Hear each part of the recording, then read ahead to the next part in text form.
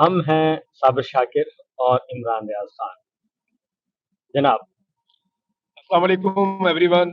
मैं और साबिर भाई एक दफ़ा फिर ट्रैवल कर रहे हैं और इस दफ़ा हम जा रहे हैं बरतानिया का एक शहर है ल्यूटन, वहाँ पे, और मकसद वही है जिस मकसद के लिए हमने अपना मुल्क छोड़ा, जिस मकसद के लिए हम यहाँ पाकिस्तान से बाहर दर-बदर हैं, उसी मकसद के लिए एक दफ़ा फिर हम ट्रैवल कर रहे हैं। मैं थोड़े दिन पहले यूरोप भी गया था, जापान भी गया था, साबिर भाई ने भी मेरे साथ ट्रैवल किया, यहाँ हम आयरलैंड भी गए थे और यहाँ बरतानिया में भी हम कोशिश करते रहते हैं कि पाकिस्तान में ज़ुल्म और जबर के खिलाफ, ह्यूमन राइट्स की वायलेशन के खिलाफ और सहाफ़ती आवाज़ों को बंद करने के खिलाफ जितनी हो सके हम आवाज़ उठाएँ।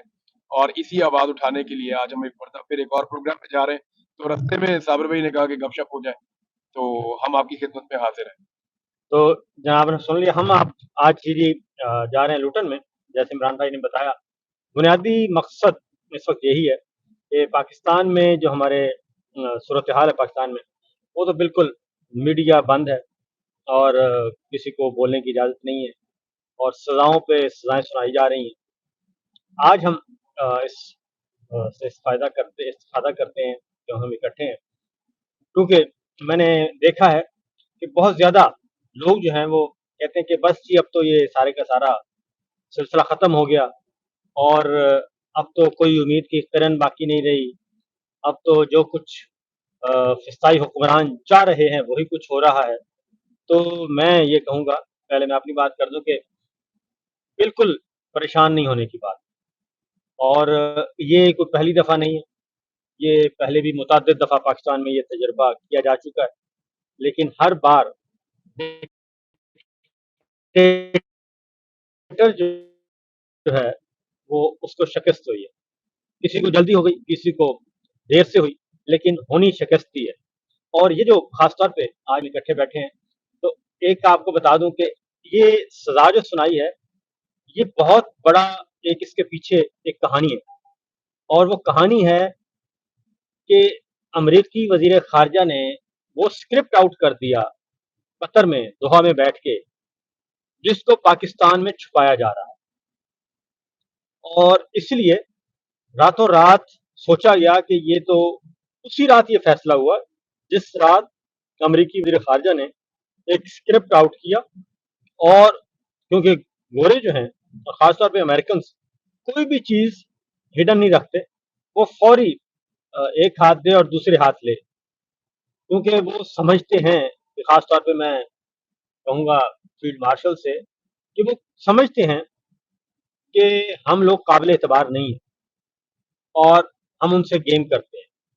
इसलिए उन्होंने वो वक़्त आने से पहले ही सारी चीज़ डिस्क्लोज़ की और जैसे ही उन्होंने कहा कि जनाब हमारे पास तो अग्री आई हुई है गज़ा में फ़ौज भेजने की, तो उसी रात आनन-फानन ये फ़ैसला हुआ। रात 8 बजे फ़ैसला किया गया कि फ़ौरन-फ़ौरन कल सज़ाएँ सुनाएँ, वरना social media, digital media, talk shows में यही एक सवाल होगा कि ये किसने फ़ैसला किया और कहाँ फ़ैसला हुआ? क्योंकि दफ़्तर ख़ारिजा ला इल्म, वज़ीर-ए-आज़म हाउस को पता नहीं, पार्लिमान को पता नहीं, कैबिनेट को पता नहीं, नेशनल सिक्योरिटी कमेटी को पता नहीं, जीएचक्यू पता नहीं, किसी को नहीं पता और डील्स हो रही हैं और फ़ौज भेजने की तैयारी, यहाँ तक कि 3,500 का नंबर भी आ गया। तो इसलिए ये सारा कुछ किया गया। इमरान भाई, आप बताएँ, आपके पास इस बारे में और क्या इन्फॉर्मेशन है, क्योंकि आप जापान से भी होके आए हैं। अ, साबिर भाई, इसमें एक तो ना एक साइकोलॉजी की एक टर्म है जो बाकायदा किताबों में पढ़ाई जाती है, लर्न्ड हेल्पलेसनेस। ये इसमें ये है कि इंसान कैसे अपनी ज़िंदगी में ये सीखता है या उसको सिखाया जाता है कि वो बिल्कुल हेल्पलेस है और अब वो कुछ नहीं कर सकता। अच्छा, इसके साथ एक वर्ड का आप इज़ाफ़ा कर दें, कलेक्टिव लर्न्ड हेल्पलेसनेस। यानी जब एक कौम को ये सिखाया जाता है कि आप कुछ नहीं कर सकते, कोई तब्दीली नहीं आ सकती, आपकी सारी एफ़र्ट, सारी कोशिशें, ये सारी नाकाम हो जाएँगी। लोगों को पहले से ही ये बता दिया जाता है कि आप बेचारे हैं, आपके पास कोई चारा नहीं है। तो ये एक तरीक़ाकार है, लगातार ऐसी हरकतें और ऐसी चीज़ें की जाएँ, कभी इलेक्शन चोरी कर लिया, कभी इंतखाबी निशान छीन लिया। लेकिन यही वाला फ़ॉर्मूला इस्तेमाल किया गया था और ये याद रखिएगा, پاکستان کی ملٹری اسٹیبلشمنٹ پاکستان کے اندر جو بھی تجربے کر رہی ہے، یہ تمام تجربات لکھے پڑھے فارمولوں کے تحت کر رہی ہے. ایسا نہیں ہے کہ یہ ہوا میں، کیونکہ وہ فارمولے پاکستان میں اس وقت کام نہیں کر رہے، اور سامنے ایک ایسا آدمی کھڑا ہوا ہے جو بالکل ڈفرینٹلی ریئیکٹ کر رہا ہے. جیسے عام ہیومن بینگ ریئیکٹ کرتے ہیں وہ ویسے کر نہیں رہا. تو یہاں پہ ان سے غلطی ہو جاتی ہے، بار بار ان کی اسیسمنٹ غلط ہو جاتی ہے. الیکشن سے پہلے انہوں نے 3 سزائیں لگاتار سنائی، عمران خان کو 35-40 سال کی سزائیں سنا دی. ان کو یہ لگا کہ جب ہم یہ سزائیں سنائیں گے تو یہ ایک ہیلپ لیسنس پاکستان میں پریویل کر جائے گی، یہ سوچ آ جائے گی، لوگ یہ سمجھ جائیں گے کہ اب کچھ نہیں ہو سکتا، لہذا نکل کے ووٹ دینے کا کوئی فائدہ نہیں. اس کے باوجود وہ نے تباہی پھیر دی. انہوں نے اوپر نیچے اقدامات کیے. ابھی یہ اقدامات بھی اسی سلسلے کی ایک کڑی ہے. فیصلہ دیکھیں نا، 59 صفوں کا فیصلہ جج پہلے سے تو نہیں لکھ کر رکھ سکتا. یہ جج نے وہ فیصلہ، یعنی ایسا تو نہیں تھا نا کہ ابھی ابھی کیس چل رہا ہے، ابھی تو دلائل ہونے ہیں، ایک طرف کے دلائل باقی ہیں، پہلے سے تو لکھ کے نہیں رکھ سکتا. تو اس کے بعد آیا کہاں سے؟ کیا چند منٹوں میں اس نے 59 صفوں کا فیصلہ لکھ دیا اور لکھ کر تھما دیا سب کو؟ یہ فیصلہ لکھا ہوا تھا پہلے سے، طے یہ کرنا تھا کہ اس کو کس وقت منظر عام پہ لایا جائے گا. مارکو روبیو نے ان کا پول کھول دیا. انہوں نے وہ باتیں بتا دی جو باتیں یہ کبھی بھی قوم کو نہیں بتانا چاہتے تھے. یہ قوم کو بتا رہے تھے کہ پاکستان کے اوپر یہ دباؤ ڈالا جا رہا ہے، اور ہمیں یہ لگتا بھی تھا، صابر بھی سیریسلی ہمیں بھی یہ لگتا تھا کہ شاید امریکہ دباؤ ڈال رہا ہے کہ فوج پاکستان کی غزہ میں بھیجو. لیکن اب یہ پتا چلا کہ یہ تو پاکستان نے خود عرضی ڈالی، خود درخواست دی ہے کہ جناب ہم حماس کو غیر مسلح کرنے کے لیے، فلسطینیوں کی مزاحمت کو ہمیشہ کے لیے کچلنے کے لیے، اور اسرائیلی سرحدوں کی اور اسرائیلی شہریوں کی حفاظت کے لیے ہم اپنی فوج غزہ میں بھیجنا چاہتے ہیں، آپ ہمیں اجازت دیجیے. رانا ثناء اللہ کا ایک سٹیٹمنٹ میں نے پڑھا. جی ہاں. رانا ثناء اللہ صاحب یہ فرما رہے ہیں کہ ہو سکتا ہے اسرائیل ہمیں اجازت نہ دے نہ دے. یا اسرائیل انکار کر دے. ہاں جی. یعنی پاکستان کی عرضی ہے کہ ہمیں غزہ میں جا کر فلسطینیوں کے ساتھ نبرد آزما ہونے دیا جائے، ہاں جی. جبکہ اسرائیل یہ کہہ رہا ہے کہ ہم آپ کی عرضی پہ غور کریں گے.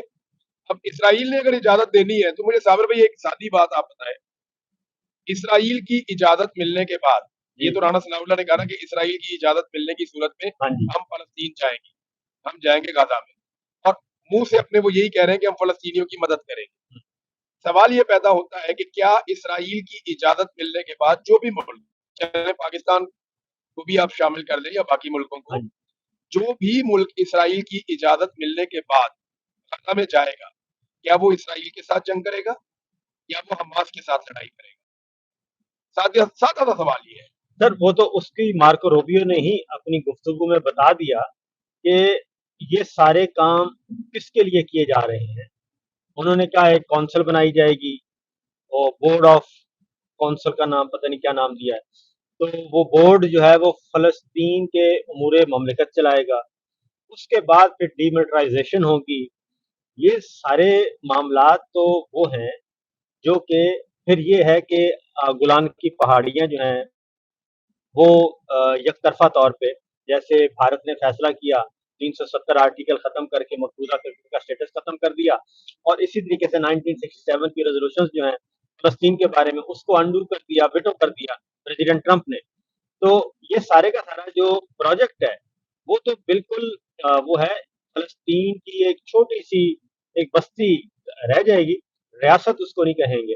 تو اس پروجیکٹ کا ہمارے فیلڈ مارشل جو ہیں بنفس نفیس وہ جاتے ہیں لنچ کرنے، اور لنچ کر کے خود یہ بتاتے ہیں، کیونکہ ہمیں تو انہوں نے وہ ڈبہ دکھایا تھا نا مائنز اینڈ منرلز کا. آپ یہ دیکھیں کہ پوری قوم کو مائنز اینڈ منرلز کے اس ڈبے پہ لگا دیا، اور حقیقت میں یہ نکلا کہ ادھر کہنے گئے تھے کہ جناب ہماری فورسز حاضر ہیں. تو یہ کب تک ہم سیکورٹی اسٹیٹ کے نام پہ گزارا کریں گے؟ صابر بھائی چند سوالات ہیں میرے. ایک تو دیکھیں نا، ڈونلڈ ٹرمپ نے بڑا کیٹیگوریکلی کہا کہ عاصم منیر اور شہباز شریف، ان دونوں نے مجھے یہ کہا، اور یہ دونوں بڑے اچھے لوگ ہیں، ان دونوں نے مجھے یہ کہا کہ ہم پہلے دن سے ڈونلڈ ٹرمپ آپ کے منصوبے کے ساتھ ہیں. پھر وہ ثابت ایسے ہوا کہ انہوں نے ڈونلڈ ٹرمپ کے منصوبے کے اوپر رشیا اور چائنا کے باہر رہنے کے باوجود انہوں نے ووٹ کر دیا. ووٹ کر دیا. جی اچھا، ایک بات اور ذہن میں رکھیے گا کہ فلسطین نے اس کی مخالفت کی، ہاں جی یہ بار بار کہتے ہیں نا فلسطینی اتھارٹی راضی ہو گئی. یہ ایکچولی فلسطینی اتھارٹی کہتے ہیں فتح جی ہاں محمود عباس کو، جو قابل قبول ہیں کچھ حد تک عالمی طاقتوں کے لیے. لیکن فلسطین کے اندر، یا آپ یہ سمجھ لیں کہ غزہ میں اور فلسطین میں پورا جو ایریا ہے، وہاں پہ جو آخری سروے ہوا وہ اکتوبر 2025 میں ہوا، اور اس رپورٹ کے مطابق، جو اکتوبر 2025 کی رپورٹ ہے، اس رپورٹ کے مطابق سب سے زیادہ مقبول فلسطینیوں کی جو پارٹی ہے وہ حماس ہے، اور حماس کی مقبولیت دگنی ہے باقی تمام پولیٹیکل پارٹیز یا باقی تمام گروپوں کی نسبت. تو ایکچولی جو فلسطینی بات کرتے ہیں وہ حماس کی بات ہے، اور جو حماس بات کرتی ہے وہ فلسطینیوں کی بات ہے. فلسطین کے اس وقت چاہے اسپتال ہو، چاہے فوج ہو، چاہے فورسز ہو، چاہے پولیسنگ ہو، یا کوئی بھی چیز، کوئی بھی ادارہ ہے، وہ تمام کے تمام حماس کے کنٹرول میں ہے. تو حماس نے اور فلسطینیوں نے اس کی مخالفت کی تھی، جبکہ پاکستان نے اس کی حمایت کی تھی، اور یہ ہوا تھا 17 نومبر کو. 14 نومبر کو باقاعدہ حماس نے یہ اسٹیٹمنٹ جاری کر دیا تھا کہ جنگ بندی کا جہاں تک معاملہ ہے، یرغمالیوں کی واپسی کا جہاں تک معاملہ ہے، وہاں تک ہم اتفاق کرتے ہیں اور ہم اس کے اوپر عمل درآمد کرنا چاہتے ہیں، بڑا خوش آئند ہے، لیکن ہم ہتھیار نہیں پھینک سکتے، کیونکہ ہتھیار پھینکنے کا معاملہ انہوں نے مشروط کر دیا دو چیزوں سے. ایک، انہوں نے کہا کہ جو سیاسی حل نکلے گا اس خطے کا، اور جو فلسطینی آزاد ریاست ہوگی ہم اس کے آگے ہتھیار پھینکیں گے. جی ہم دنیا میں کسی اور کے آگے نہیں پھینک رہے. جو فلسطین کی آزاد خود مختار ایک ریاست آئے گی، ہم اپنے ہتھیار ان کو سونپ دیں گے، اور یہ اصولی ان کا ایک موقع ہے، وہ کہتے ہیں جی ہم ایسے کریں گے. حماس کا یہ کہنا ہے. اب پاکستان نے اس کے خلاف جا کر ایک الگ پوزیشن لی. اب اس الگ پوزیشن میں بھی پاکستان کے اوپر یہ کنڈیشن ہے، پاکستان خود یہ کہہ رہا ہے کہ اگر اسرائیل نے ہمیں اجازت دی، اور میں آپ کو آذربائیجان کا بھی بتا دوں، یہ جو آذربائیجان صابر بھائی آخری وقت میں پیچھے ہٹا ہے نا، ہاں جی اور آذربائیجان نے یہ کہا جی کہ ہم اس کا حصہ نہیں بنتے، وہ پاکستان کی وجہ سے یا کوئی فلسطین کی وجہ سے نہیں ہٹا، ہم، یا کوئی اپنی عوام کے پریشر کی وجہ سے نہیں ہٹا. آذربائیجان آپ بھی گئے ہیں، میں بھی گیا ہوں، جی ہاں ہم جانتے ہیں ان کی پبلک کو وہ کتنا پریشر اپنے حکومت پہ ڈال سکتی ہے. وہ ایک طرح کی ڈکٹیٹرشپ ہے وہاں. آذربائیجان پیچھے ہٹا ہے ترکی کی وجہ سے، جی کیونکہ ترکی کے بہترین تعلقات ہیں آذربائیجان کے ساتھ. بالکل اور آپ یہ سمجھ لیں کہ ایک طرح سے ترکی حکومت کرتا ہے آذربائیجان.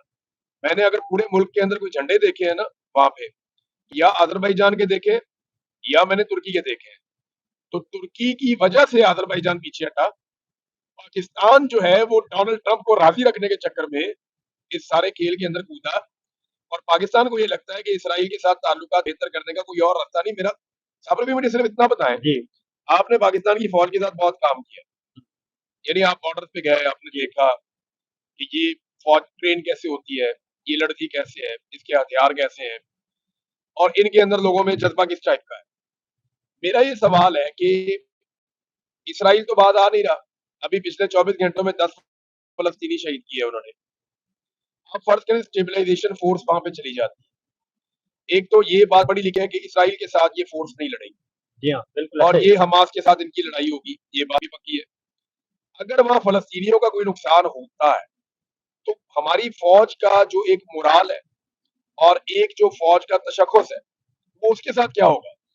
دیکھیں پہلی بات تو یہ ہے کہ ہماری جو فوج جائے گی وہ ہمارے فیلڈ مارشل کے کنٹرول میں نہیں ہوگی یا ہماری کسی کور کمانڈر کے کنٹرول میں نہیں ہوگی. ہاں ٹھیک ہے، ٹھیک ہے نا، وہ تو پھر اس کو استعمال کریں گے.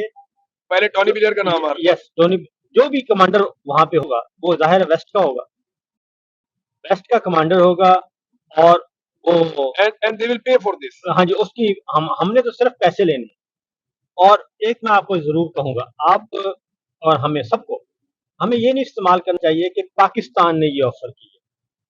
پاکستان نے آفر نہیں کی. پاکستان کی آفر ہم تب مانیں گے کہ پاکستان چاہتا ہے کہ وہاں پہ فوج جائے جب یہ فیصلہ پارلیمنٹ میں ڈسکس ہوا ہو، پارلیمان میں ڈسکس ہوا ہو، کیبنٹ میں ڈسکس ہوا ہو، نیشنل یہ سیکورٹی، انڈیویجول کا فیصلہ ہے، فیلڈ مارشل کا فیصلہ. یہ ٹھیک ہے، فیلڈ مارشل کا فیصلہ ہے. اور فیلڈ مارشل اپنی فوج ایک مغربی جنرل کے سامنے دے دیں گے، اور انہوں نے اب استعمال کرنا ہے کہ انہوں نے غزہ پہ لگانا ہے، ان کو انہوں نے حماس پہ لگانا ہے، کہاں لگانا ہے، یہ وہ ہوگی. تو उनके कंट्रोल में नहीं होगी। ये फौज इकट्ठी तो करके दे रहे हैं, यानी देखें हाँ, फील्ड मार्शल ने अभी जो ये दौरा किया इधर लीबिया का, आपको पता है यहाँ से भी फौजी लेने हैं, जी हाँ। मलेशिया से भी इंडोनेशिया से भी फौजी लेने हैं। अच्छा, अब ये यूँ कहना चाहिए कि जनरल साहब जो हैं हमारे फील्ड मार्शल, वो एम्बेसडर बने हुए हैं, स्पेशल अनवाय हैं, खसूसी एलची हैं वो इस प्रोजेक्ट के, क्योंकि उन्होंने उर्दन का विजिट किया, मिस्र का किया, अजरबैजान का किया, मलेशिया से मुलाकात, इंडोनेशिया से मुलाकात, कतर, सऊदी अरब, तुर्की, ये इन सब से मुलाकातें कर चुके अभी हैं। लीबिया में अब लीबिया में है और लीबिया के साथ कुछ और मुल्क भी हैं, उसका पता नहीं है। और फिर राना सनाउल्लाह साहब ने कल एक बात की है, वो ज़रा नोट कर लें, क्योंकि जब मार्को रूबियो से सिर्फ चंद घंटे पहले मार्को रूबियो की गुफ्तगू से हमारे दफ्तर खारजा से पूछा गया ताहिर अंद्राबी से कि ये कोई फौज भेज रहे हैं आप, तो उन्होंने कहा मेरे पास इसके बारे में कोई इल्म नहीं है। तो दूसरा सवाल उनसे पूछा गया कि रॉयटर्स की स्टोरी है कि सदर ट्रंप के साथ जनरल आसिम मुनीर की मुलाकात है, तो उन्होंने कहा मेरे पास इस बारे में भी कोई खबर नहीं है। तो उसके चंद घंटे बाद मार्को रूबियो खुद बता देते हैं सारी बात। जब वो बताते हैं तो इसका मतलब है हमारा दफ्तर खारजा भी ला इल्म, उसको भी नहीं पता, यानी कि समधी मियाँ को भी नहीं पता। और समधी मियाँ डार साहब, समधी मियाँ ने समधी में से बात की होगी यकीनन कि भई आप ये कर क्या रहे हैं? फिर कल राना सनाउल्लाह साहब ने कहा कि वो कुछ कौमी अहदाफ के हसूल के लिए वो निकले हुए हैं और लीबिया और उसमें अमेरिका भी शामिल है। अब कुछ टिक्कर आए हैं और वो हैं आसिम मुनीर साहब के उलमा से खिताब के, और इसका मतलब है कि रियासत के अंदर एक रियासत, इदारे के अंदर एक इदारा, और इंडिविजुअल्स जो हैं वो सारा कुछ ये खिचड़ी सी पका रहे हैं और हमारी रियासत पाकिस्तान एक बनाना रिपब्लिक बन चुकी नहीं है। तो राणा सनाउल्लाह को आपके ख्याल में इसमें इस्तेमाल होना चाहिए। देखिए राणा सनाउल्लाह साहब ने पब्लिक में जाना है, उन्होंने जाके बाद में वोट मांगना है। लोग तो इनकी लिटरेशन कर देंगे कि जनाब आप तो हमायत कर रहे थे उस प्रोजेक्ट की जो आसिम मुनीर का था। अगर आसिम मुनीर चाहते हैं कि फौज को भेजें, देखिए हम नहीं जानते कि जब फौज गजा में जाएगी तो वहां से खबरें किस तरह की आएगी। जी, साबिर भाई पाकिस्तान में टोटल दहशतगर्द कभी 3000 बताए जाते हैं, कभी 3500 बताए हाँ जाते जी, हैं, कभी बताए जाते हैं इससे भी कम है, मुट्ठी भर। मुट्ठी भर। अब मुझे आप ये बताएं कि पिछले 25 साल से हम इन दहशतगर्दों के साथ लड़ रहे हैं, हमारी 7 लाख की फौज है। पाकिस्तान के अंदर जो अवाम है वो इन दहशतगर्दों की हमायती भी नहीं है। पाकिस्तान में अवाम की अक्सरियत दहशतगर्दों के खिलाफ है ना, जी हाँ, इन मुसल्लह जत्थों के खिलाफ है। तो अवाम आपके साथ, रियासत आपके साथ, 7 लाख आपकी तादाद, जदीद हथियार आपके पास, मुट्ठी भर दहशतगर्दों को आप गैर मुसल्लह पाकिस्तान में नहीं कर सके। अब हमास को आप गैर मुसल्लह करेंगे जिनकी अवाम भी उनके साथ बहुत बड़ी तादाद में, फिर उनकी तादाद या पाकिस्तान में मौजूद दहशतगर्दों से बहुत ज्यादा, फिर वो बड़े इफेक्टिव भी हैं, फिर वहां उनकी पब्लिक के अंदर रूट्स भी हैं। दूसरा ये है कि आपके ऊपर एक बड़ा प्रेशर आपके अपने मुल्क में पड़ जाएगा, तो आप उन्हें कैसे गैर मुसल्लह करेंगे? वो आपको प्लेट में रखकर तो बंदूकें नहीं पकड़ा देंगे। सर ये एक ना मैं आपको बताऊं, ये एक ऐसी खतरनाक किस्म की प्रॉक्सी जंग हो जाएगी आगे जाके, बिल्कुल अफगानिस्तान की तरह की और यमन की तरह की और सूडान की तरह की। ये इस तरह की एक प्रॉक्सी जंग में तब्दील हो जाएगा सारा कुछ, और वहाँ पे उसके असरात जो हैं वो फिर आएंगे पाकिस्तान में भी और इस्लामी मुल्कों में भी। ये मेरा एक और हाँ, सवाल है, देखें हाँ जी। इस लड़ाई में आपको एरियल सपोर्ट चाहिए होगी, तो क्या इसराइली फौजी हमारी सपोर्ट करने के लिए आएंगे पाकिस्तानी और मुसलमान फौजों को? नहीं, बिल्कुल नहीं आएंगे। ये क्या चल रहा है हाँ, साहब? मुझे तो मेरी समझ मैं से बाहर है। देख और अगर आपकी मुसलमान फौज वहां पे मौजूद है और इसराइल अटैक करता है दोबारा फलस्तीनियों के ऊपर और वहां पे बच्चे शहीद हो जाते हैं, सर मैं वही तो कह रहा हूँ कि ये फिर आपको इसराइल से लड़ना होगा या नहीं? लड़ेंगे। नहीं, नहीं, इसराइल से नहीं लड़ेंगे ये। तो फिर नहीं, हाँ, मेरा सवाल हाँ, ये है कि लॉजिकली फिर आपको क्या करना है? अगर इसराइल बच्चे शहीद कर रहा है, जैसे वो करता है उसको तो नहीं रोक सकते आप, वो तो अमेरिका के कहने पे नहीं रोकता। ये ऐसी दलदल में पाकिस्तान को फंसाया जा रहा है, ऐसी दलदल में फंसाया जा रहा है कि जिसका खमियाजा मेरा ख्याल है कि नाकाबिले तलाफी नुकसान होगा। आप ये देखें, इसी वजह से जरा थोड़ा सा हम एक और वाकया जो रिपोर्ट हुआ पिछले दिनों आपने भी किया कि शहबाज शरीफ के साथ प्यूटन ने क्या किया, हाँ, ठीक है ना? उसमें भी यही चीज थी, प्यूटन और टर्की और اور آذربائیجان اب وہ پاکستان کو اپنا الائی نہیں سمجھ رہے، وہ پاکستان کو یا فیلڈ مارشل کو یا شہباز شریف صاحب کو مخبر سمجھ رہے ہیں، وہ اپنا ایک پیرالل اپنی الگ اسٹریٹجی بنا رہے ہیں کہ بھائی یہ معاملہ کیا ہے کہ جن پہ تکیہ تھا وہی پتے ہوا دینے لگے، ہم قابل قبول نہیں ہیں، کوئی اور قابل قبول نہیں ہے، فیلڈ مارشل کی تعریف کی جا رہی ہے، فیلڈ مارشل پریزیڈنٹ ٹرمپ کی تعریف کرتے ہیں، شہباز شریف پریزیڈنٹ کی تعریف کرتے ہیں، مخالفت کر رہا ہے، چائنا مخالفت کر رہا ہے، وہ ساری معاملات کو چھوڑ کے ریجنل ایشوز کو چھوڑ کے جو فیلڈ مارشل ہیں ہمارے وہ پہنچے ہوئے ہیں امریکہ سرکار کے پاس۔ نہیں تو صابر بھائی سب سے زیادہ دورے تو آذربائیجان کے کیے تھے شہباز شریف نے، ہاں جی کیا آپ کو پتا ہے کہ وہاں کیا ہوا ہے؟ آذربائیجان نے پاکستان میں ایک پائپ لائن بچھائی ہے، جی اور یہ ایک عجیب و غریب پائپ لائن ہے جو پاکستان کے پیٹ میں بچھائی ہے انہوں نے، ہم، یعنی یہ بارڈر سے کہیں بھی کنیکٹ نہیں ہوتی، یہ جناب کوئٹہ سے اگلی طرف جاتی ہے سندھ کی طرف۔ اب یہ پائپ لائن کو کوئی اور پائپ لائن آگے لگ نہیں رہی، میرا سوال یہ ہے کہ اس کے اندر سے جو ہے وہ گیس یا پیٹرول کیسے گزرے گا؟ پائپ لائن تو آپ نے بچھا دی، جی اب اس کے اندر سے آپ نے گزارنا ہے سورس آف انرجی کو، آپ کیسے گزاریں گے؟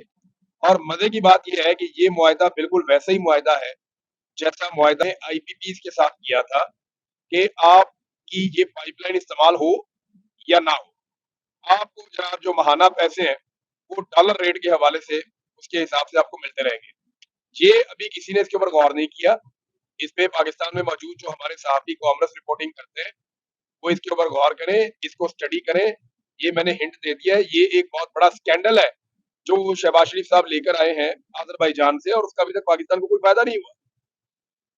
بالکل تو یہ ہیں جناب ہمارے آج کی گفتگو، تو کلوزنگ کرتے ہیں۔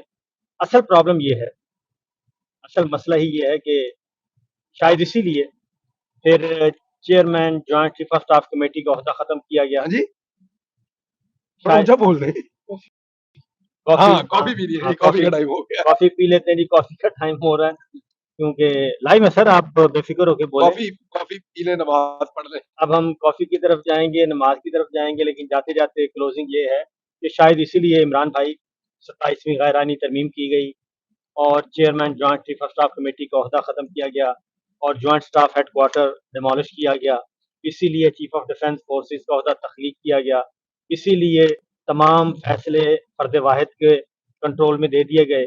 تو اس کا مطلب ہے کہ یہ ایجنڈا کچھ ہمارے بیونڈ دا پرسپشن ہے اور اس کو کنٹرول کرنا ضروری ہے۔ صابر بھائی جتنا بڑا یہ جوا کھیل رہے ہیں نا، ہاں جی جتنا بڑا یہ جوا کھیل رہے ہیں، سیاستدانوں کو اس سے دور رہنا چاہیے، ان کی نسلوں کی سیاست تباہ ہو جائے گی۔ بالکل صحیح ہے، اور میں کہوں گا، مجھے کہنے کی اجازت دیں کہ ریاست پاکستان کو چاہیے، ریاست پاکستان کو چاہیے کہ فرد واحد پہ نظر رکھے۔ واخر دعوانا ان الحمدللہ رب العالمین وما علینا الا البلاغ۔ اجازت دیجیے، اللہ حافظ۔ اللہ حافظ۔